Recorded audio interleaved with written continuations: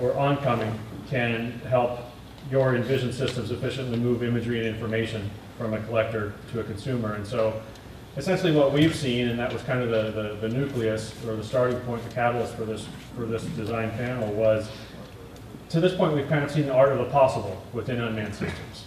We've seen what we can do with what we've got over time. We've seen systems of different systems pressed into service and in essence forced to work alongside one another to move that information through the stream. We've seen single stream failures and integration challenges up and down the system elements. And we've also seen a quickening of hardware obsolescence within the configuration and interface challenges that have come along with that. Again, I'm very excited to have experts from Intel Corporation, from Measure, from British Petroleum, Duke Energy, Velocity Group, and also Engineering GDS to share those experiences on this topic. And so what I'd like to do, I'll go through the introductions, I think one at a time, and then I'll have each of the panelists talk for, I don't want to put a chain around how long I would like them to have their opening remarks, because in essence you're here to hear them. So I'll introduce Anil, and then I'll give him whatever time he wants to lay out the scenario, the art of the possible, what he's seen, what he'd like to see as it moves forward. And then we'll roll down that list as we go. So my pleasure now to introduce Mr. Anil Nanduri, who's the Vice President of the New Technology Group and General Manager of New Markets for the Perceptual Computing Group at Intel Corporation. He is responsible for establishing Intel's unmanned aviation systems business and pursuing opportunities for growth in this segment. During his Intel career, he has held roles encompassing chip design, platform enabling, and technical and product marketing. Before stepping into his current position in 2012, he served as Chief of Staff and Technical Assistant to the General Manager of Intel's PC Client Group. From 2008 to 10, he led netbook marketing at Intel, a role that included establishing the category and promoting its growth through marketing strategies and design wins. Earlier in his Intel career, he managed platform strategy and marketing for Intel's next generation mobile platform. He joined Intel in 1997 as a chipset design engineer, and in 2007 he left to serve as Director of Marketing at PowerCast Corporation, then rejoined in 2008. His contributions to Intel's mobile platforms have earned him 3 Intel Achievement Awards. He received his bachelor's degree in electrical and electronics engineering from the College of Engineering, Trivandrum in India, and his master's degree in electrical engineering from Pennsylvania State University. He holds 1 U.S. patent with another patent pending. So if you would join me in welcoming Mr. Anil Nanduri, we'd be happy to hear from him. So thank you, and being in presence of aviation folks, it's actually an honor. And I'm a chip head. I started with designing chips. I didn't even know what's outside of it. That was the start of my life. But as I graduated and learned through different aspects of it, it all ends up being a system, because what you have and what you design for has to work in the context of a system.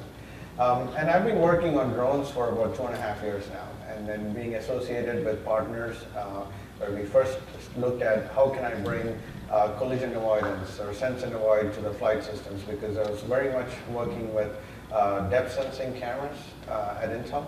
That was my experience, and we were using it to do gesture recognition, and we were looking at face tracking and face recognition, very, very different use cases, and it came out saying, where else can this go? And we had a camera that could work outdoors, and I was like, why is it not on a drone? Why is it not on a robot? That started my curiosity, and throughout my last 20 years, curiosity and pushing new boundaries has always been my drive, and that got into figuring out, okay, how can we put this on a drone? And then I got pretty excited about the drone technology and what the capabilities of the drone are, and started to look at it as saying, hey, what started with I knew drones from being a hobbyist and flying. I still remember the first remote helicopter and a model airplane I ever tried to fly, and I tried, it crashed, I built it, and then I never touched it again. And when I started playing with the drones in a multi-rotor form factor, it was so simple, and it brought my curiosity back and saying, hey, this is really interesting. These cell phone technologies, miniaturized, the cost and the sensors that can make this stay afloat with the gyroscopes and the IMUs. And so we're starting to get to a system that's actually leveraging the economies of scale from the other industries. And then, got into it, started to look at collision avoidance, and as we did more work at Intel, we said, hey, this is a really up-and-coming industry. And you can take analogies of what's happening with autonomous driving, for example. People can think of Tesla as an electric car. It still has 4 wheels and it drives. And there's a driver in there who's piloting it. Or you can think of it as a complete computer that's learning to drive by itself.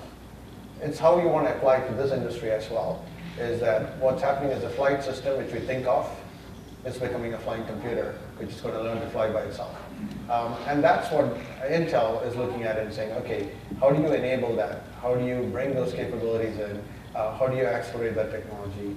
And that's exactly what my team's doing. We build this reference platform for compute on the board, which is the Aero platform.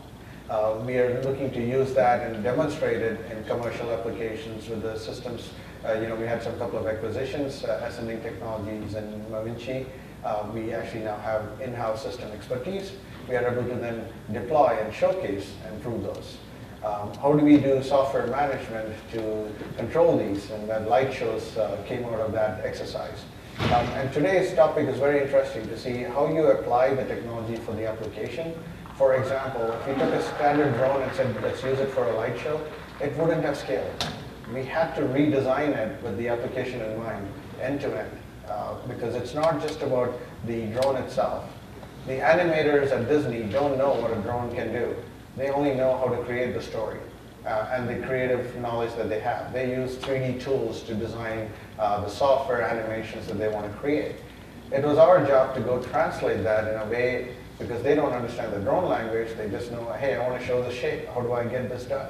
And so the tools and the software and the automation that had to be created to kind of plug that kind of a creative side to the actual drone flight plans and the flight software that we had to program in, we had to do all that interactions. How do you charge 300 of them? How do you update them simultaneously and in 15 minutes can fly a new animation? So all this had to be put into a workflow, so that was another area that we kind of started to do over the last year. And we are continuing to do on commercial applications. How do you automate the workflows too?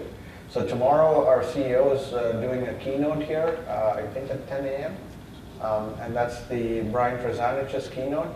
I'd strongly encourage you to come see that, and also we see some of the work we've been doing since what you've known publicly about Intel, about drones. You'll see some interesting updates there as well. So I would strongly urge you all to come join that. Again, it's an honor here. And like I said, we think of this as a technology transformation, and how the automation of software and the sensors and the compute on the drones as well as on the ground are going to transition this from being just a flying system to a very fully automated system. Wonderful, thank you. I'd like to introduce Chris Courtney now. He's the Chief Pilot and Vice President of Flight Operations at Measure. He served over 23 years in 2 military services as an aviator and paratrooper, and has accumulated more than 3,000 flight hours. His senior leadership positions have included Aerial Reconnaissance Platoon Leader, Chief of Current Aviation Operation, Attack Helicopter Company Commander, Strategic Resource Manager, Aircraft Commander, and Senior Instructor Pilot. Courtney has earned 10 commendation and achievement medals for superior leadership, judgment, and performance of duties and heroics in flight. Will you please join me in welcoming Mr. Chris Courtney?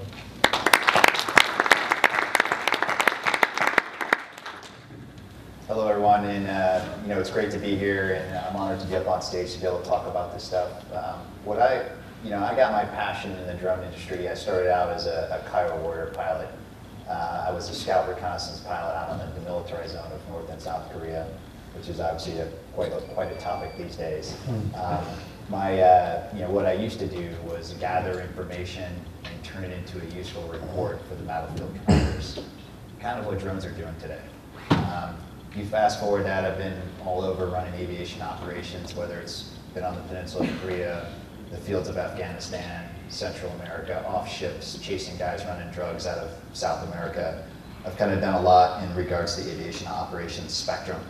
And what we've done here at Measure is basically I've taken all of the policy, the risk mitigation, and all of the structure that's kept me safe and thousands of aviators safe out there, and kind of have packaged it into our operational cadence flow at Measure.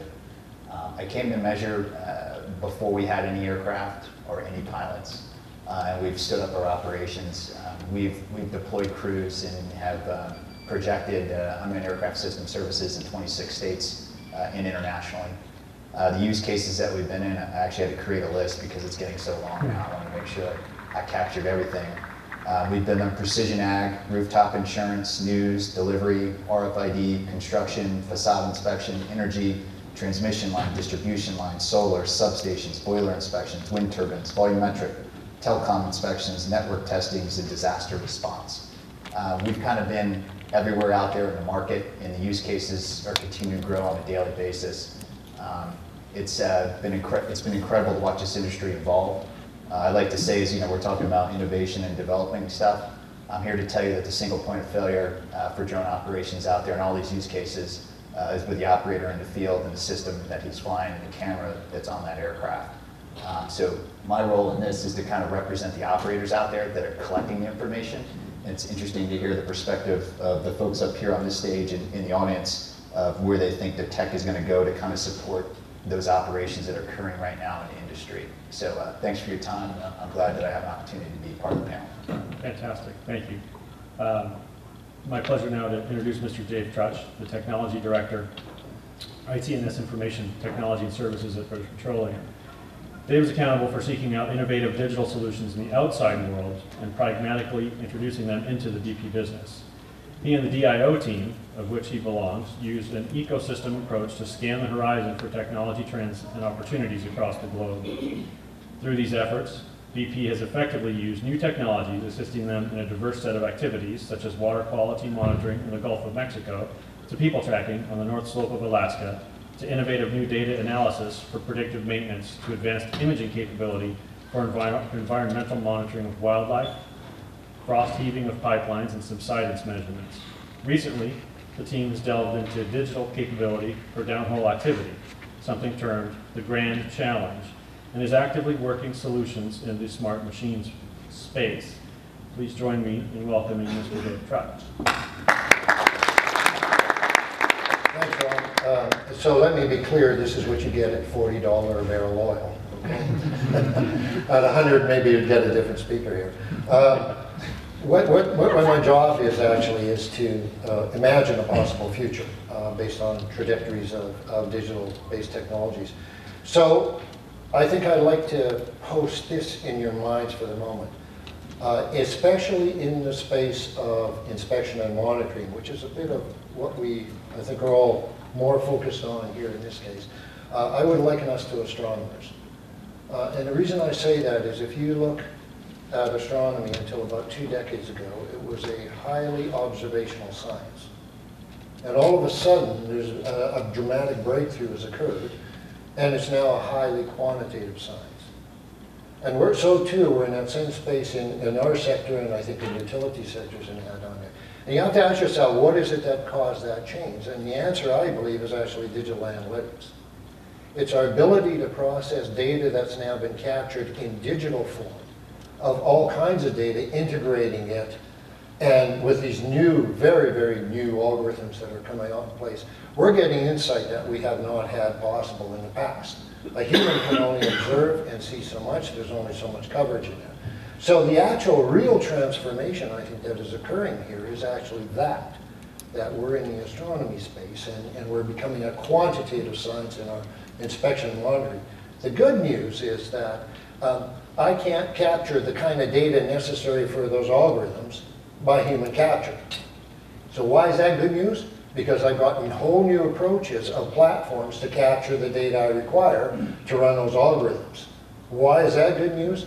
Because now if I need this kind of high coverage for those algorithms to work, I actually can't acquire it by humans, which means I don't have to put humans in harm's way to get basic data and to get a few data points. I can now actually run these platforms, get high coverage and that.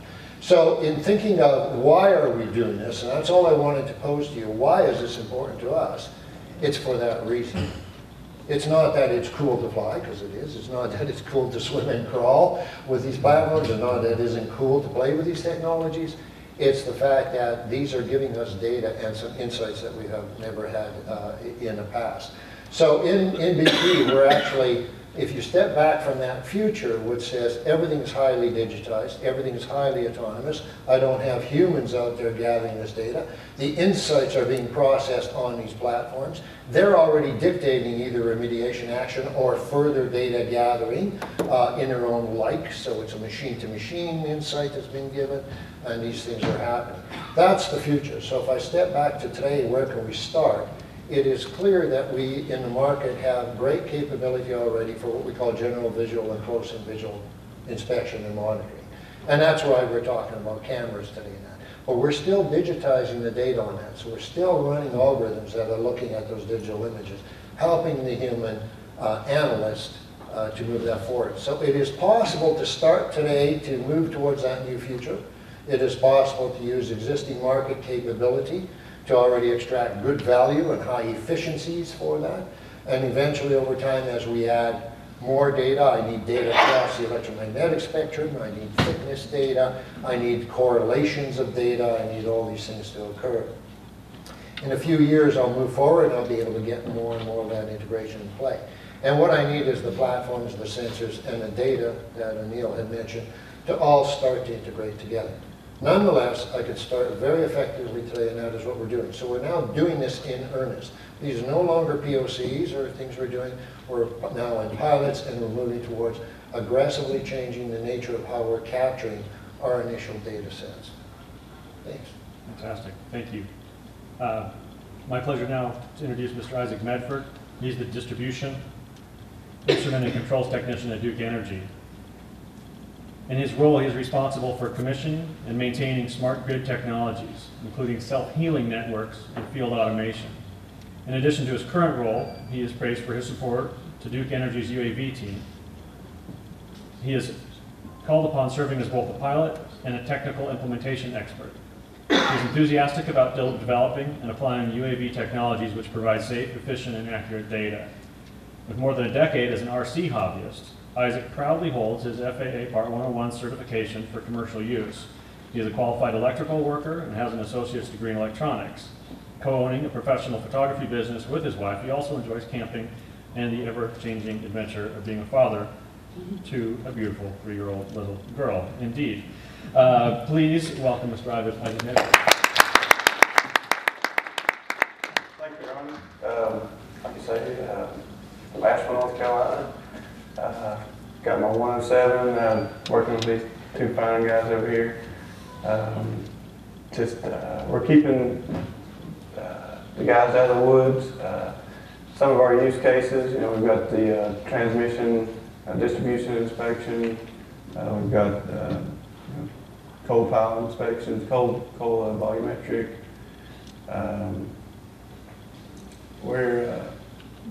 My background into the hobby, like I said, I started 10 years ago in the RC side.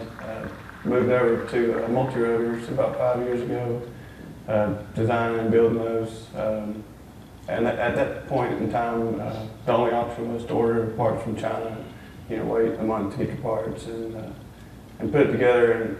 And now we can look forward 5 years later and you're jealous of what you can find at Best Buy. So we're really excited about how the technology is moving forward.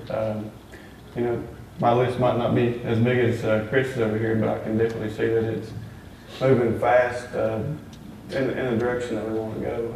Saving man hours, saving the safety aspect of it. I'd really just like to learn from you guys' knowledge and hear what kind of experiences that you've got.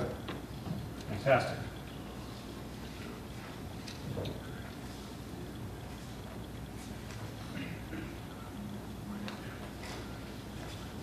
As I shuffle papers, I'd like to introduce Mr. Todd Chase. He's the Global UAS Program Manager at Oceaneering GDS. He's an oil and gas industry expert on unmanned aerial systems that has helped to define industry best practices for the technology's safety, efficiency, and regulatory compliance.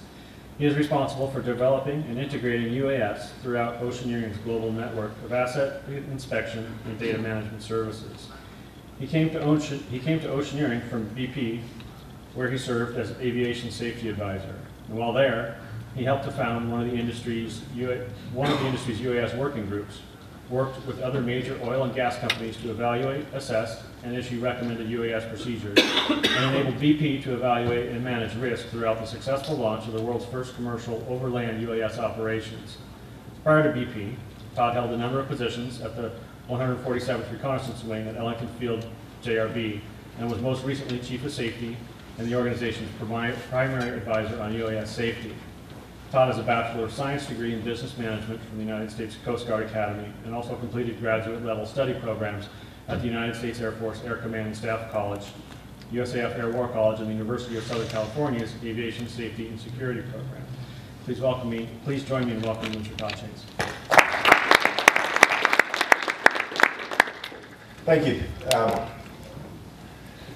From Oceaneering, by way of BP, is that we just heard, but Oceaneering is basically largely an oil and gas services company, but it's a unique company in that they have a space systems branch, a global survey company. They have an advanced technology group, so it's a fairly large, small company. But some of our largest clients are right here with BP being here. But Oceaneering, when I came on board, they kind of to be honest, they toyed with the idea of having their own UAS program, but they found that there's some difficulties there, and the idea of being UAS agnostic started being batted around. And then when I talked to them about the position, the more I thought about that, the more I liked heading a program that wasn't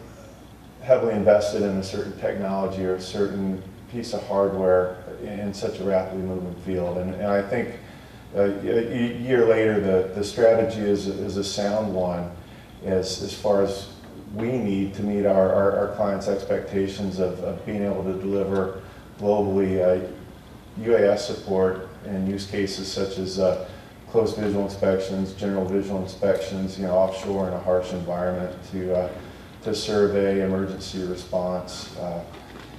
And the strategy is, as everyone's alluded to today in the title of this forum, it's about the data, collecting that data. The UAS is just a platform to get there. We realized that within BP early on when we started doing those BP, the first commercial UAS overland work up at BP Alaska, and just coming from the Predator, the Predator group there in Houston, having some experience with that, was able to just put some general safety concepts down for BP as far as guidance. And we developed some internal guidance there at BP and started sharing those with some of the other oil and gas companies, and we put together a forum under a local Gulf of Mexico oil and gas operators conference or council, and we feed that information to IOGP, which is one of the larger industry groups, international oil and gas producers. I think about 78 members, and 2/3 of the world's oil and gas is passed through these members. And they also write the guidelines for the aircraft management of manned aviation within oil and gas. So we feed information to that group. So my angle with this whole topic is ensuring that safe integration of UAS. There's a lot of great technology. It's hard for one person to keep up with everything that's going on out there. But we have to look at the risk, actual and perceived, in integrating this technology. And you get out there offshore, and Dave will probably agree with me. It's a lot of these mindsets are difficult to change. In some ways, not too unlike the FAA, where you almost have to prove to them that it's a safe technology before they see it. So we like to see the smaller sensors, the smaller platforms, the reduced kinetic risk to individuals. We like to see redundancies and aircraft motors and control systems and critical safety infrastructure on the platform, and we've developed our guidelines around that. In addition to the training and experience expectations for the operators, that's a very important piece of the puzzle right now. I know we're talking about autonomous or remotely monitored. I prefer to use that term right now, operations, part of these fully autonomous operations, but there still is a requirement on the regulatory side for at least some sort of monitoring, and most nations, if not a pilot in command, being able into that control loop, and having that kind of understanding what the expectation should be for that PIC in the different environments we'll experience within oil and gas is a big question that we wrestle with. So the group is ongoing, and in fact we're meeting next week in Lafayette, Louisiana, but it consists of BP, Chevron, Exxon, all the majors, ConocoPhillips, and it's a great aviation safety oriented group and excellent safety lines of communication, but and some great topics. But I think that angle lends itself nicely to this the topic of this forum here with the integrating the technology. Very good. Excellent, excellent. Thank you. Last but not least, a colleague of mine, Mr. Larry O'Call. He's our design and engineering lead at Velocity Group. He brings more than 35 years of product development experience spanning machine tools, robotics, medical devices, energy, automotive, aviation, precision agriculture, and a wide range of consumer and commercial applications. And at Tahoe Solutions, which is a Velocity Group, he is the chief defender of the client vision. He has a proven track record of moving ideas from back of a napkin to full production with a team that includes industrial designers, mechanical, electrical, and software engineers and model makers. This team works in a collaborative, creative space using in-house 3D printing, machining, forming, casting, and the myriad of other tools required to produce looks like, works like pre-production functional models. In a daily and hands-on manner, his design thinking leadership drives great results in a timely and cost-effective manner. Prior to Velocity Group, Larry was the founder, president, and CEO of Prio. Prio was launched in 1995 and formed the strong foundational design processes and methodologies that Tahoe continues to build on today. Prio was acquired by Velocity Group in December of 2012. Prior to Prio, Larry spent 12 years in engineering and product development for various technology-driven companies, including Herco, Beco, International Laser, Sentinel Monitor, and Diversified Systems, where he honed skills in machine and medical device development around data acquisition, signal processing, and control. He holds a bachelor's degree in electrical and computer engineering technology from Purdue University in West Lafayette, Indiana. Specifically, what I would like to have Larry share with us, and he drew the shortest straw of having to sit behind me for 90 minutes, is to basically, I was fascinated to get his views on when design works, and maybe if you could talk a little bit about a design methodology that can be a little bit more centered on the requirements piece and on the ultimate end user, because I think collectively we think that's a good direction to take this industry. Yeah, I've been geeking out over here listening to these guys talk, because there's so much that's happened. You know, like in the last decade, where this amping up of technology, this convergence of things that's happening, has led to this big bang, and that's why we're all sitting in this UAV thing together, because all these things have kind of converged. And so it's interesting to kind of hear individual sort of pain points going across, because at the end of all this end game, eventually we're addressing a human need or a human problem. And so when I look at like today's stance on platforms and kind of vehicles that are being used, the kinds of measurements that are being... There are technical roadblocks that you all see that we have not maybe enumerated with regard to beyond line of sight. That will be interesting, because we're going to have an exemption paradigm within Part 107 that will slowly enable us to get there. Are there any things from the technical standpoint that we don't have, or are we pretty much ready to go as soon as we have capability? I think there's still some things to be solved, especially with beyond visual line of sight. One is the communication links. Of course, where you have communication, you can apply it, but then when you don't have it, how does the system handle it? Second one is, I don't know how much, as you fly and do these operations, you have microclimates. How do you deal with fog? Because when you're up in a valley and you're flying through, you're going to run through where visual systems and visual sensing is not sufficient. But you want to have a safety operation. Now, how it's solved, whether it's data fusion, whether it's a combination of some real-time feedback loop that's coming in, that's again implementation specific. But the problem is still like, how do I ensure flight safety and operational safety in these conditions? Now, it could be very much the rule says if you do detect fog, you don't fly, you'll come back, you'll fly to a safe location. So there will be I could call it stages of evolution, if you must say, but clearly if you want to have complete, autonomous flying, it's still, these questions have to be answered. And then how do you ensure that, it's people non-participating, participating, however that, scenarios are. So there's that work to be done. I think there's still a lot more work to be done within visual line of sight that can be done.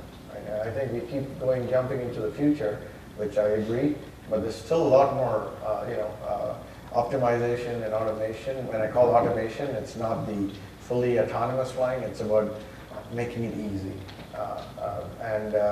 For us at Intel, I think some of the pain points I think is good for hearing in directly as well, because we are putting a general purpose computer on board that's lightweight. General purpose machine learning like Movidius, this is an asset that Intel has. So how do we give these tools? So we have to write software. And how do you get more software written to use this so that we can solve these pain points? It's not just the hardware anymore. That's one problem statement. I need this sensor, this capability. But a lot of it is how can software make it easier to use it and create it so that the pain points can be solved. And if there's something else, I don't need to go down the line. If there's something else on DLOS, then please chime in, and if not, I can move. Yeah, absolutely. I'll take just a couple of points. One is we talked a bit about empowering us. It's about distance. So from a practical application, am I in a there and back scenario? There's no infrastructure to land these things because the distances aren't there like the commercial man wants. The airports, the other places to bring the craft down. So what do I do about that issue? I can't fly as long as I do in a lot of my long linear corridors. Where would I land? And there. So I'm more in a there and back situation. But I think another aspect of BV loss, and maybe people would argue whether this is true or not, but I could lose line of sight here very quickly within 6 feet of starting off because I could be behind a pipe rack, I could be in my refinery in the congested metal areas, and I'm not allowed as a human even to go in that area, but I'm trying to fly through some volume that I'm technically allowed to. So there's a lot of things I'm looking for in the BV loss place that are transferable right to a very close in flying in my highly congested area. So I just want to say, technically, I think there's two things I could take advantage of there that are not there yet. And to further Dave's comment, even 10 years ago in the Air Force, when I came into the Predator unit, we got bracked. I remember they set up doing basically BV loss flight with the Predators, where you would have two different pilots up front and a multi-place ground control unit with sensor operators in the back with 4 or 5 of the sensor operators transferring control back to the sensor operators, and if there's a reason, an emergency with the aircraft, or you lost line of sight, or you lost something, then the pilot could just pick that plane, grab that aircraft and handle the emergency, handle the situation. So I think that's a good logical next step, getting there, that remotely monitored, piloting. So you're getting to a place where you're on the loop, not in it, correct? Right, and you can obviously monitor several different multiple aircraft sorties at the same time with one pilot. I think just test the FAA's appetite getting there. I think from a safety standpoint, from the FAA's perspective, to get BV loss, not so much in the terms that you're talking about, but I think what a lot of people think about. there's enormous amounts of testing that has to occur on these systems. We're in the infancy of all these newer small systems that are just coming to age. And the FAA is going to demand, rightfully so, that those things go through this special airworthiness certification process. And those aircraft get certified. You would expect that. I would think everybody in this room would expect that if these things were going to be flying over your family's heads, or in your neighborhood, or wherever the case may be, to understand that those aircraft are safe and they've been certified through some type of process to do that. I think it's important to note from an error and a mishap rate. Right now, there was a study, there's not a lot of safety data out there right now. And the FAA is working, trust me, I sit on the unmanned aircraft safety team, we're working on ways to collect that data, to do something with it. I think there have been some reports out there that I've read that show with the technology as new as it is, that the mishap rates are around 65% from a technology standpoint. I can tell you from a manned rate, those manned aviation rate, those mishap rates are around 85% human related, not technology related. So most of the time that there's a mishap with manned aviation, it's a human was involved in that particular chain of events. In our industry that we're talking about right now, a lot of there's a technology glitch or system or problem that's going on that's causing some of the accidents that are occurring out there. So. It's been a very quick 81 minutes. I will once again say if there is any questions, please come forward. Yeah, please do. Hi, Asana Blackwell from the Gore-Tex company. You guys familiar with Gore-Tex? Yeah. So I have 2 questions. One is a very simplistic question that if you took all of the drones, single fixed wing and quads and everything you have, military and commercial, and remove the environmental issues, would there be no issue? And environmental meaning fog, air, snow, EMI. There will still be issues, I can tell you, just from hazards on scene. That I was kind of going to that point, like where I showed up to do rooftop inspections and there's oak trees over top of a house, or you go to do a distribution line inspections in a developing country, and those that have been to developing countries and seen what their electrical infrastructure is with lines going all over the place and hazards everywhere, those are examples of challenges that are always going to be there. So there's always going to be, I would say, structural hazards when you're doing any type of inspection work for the most part. I can tell you though, even from a solar farm perspective, your hazards are reduced because if you generally, as you can imagine, a solar farm that's on a field, there's not a lot of obstructions around there. So that's one example of a lot less hazards on site. So. In terms of obstruction? Obstructions, okay. Yeah. And so to what % would you say if you remove the environmental scenario, besides the obstructions, Yep. would you say our drones would react or behave? Would there be less of an issue? Yeah, it's a great question. I don't know what the percentage is off the top of my head, but you know, how many times I've canceled flights for winds, for rain, for snow. We didn't even mention, like, these things don't like to go, most of them don't like to go below 20 degrees. It may not even be the drone itself, it could be the batteries, or nobody's addressed, but how many times have you guys been skiing with your phone and it dies on you when you're out in the winter, you know, out in a cold environment? So there is a certain percentage, and I can't quantify it right now, to be honest with you, but I'd say I take a swag between 30 and 40% are cancellations due to weather. Okay, thank you. Very good.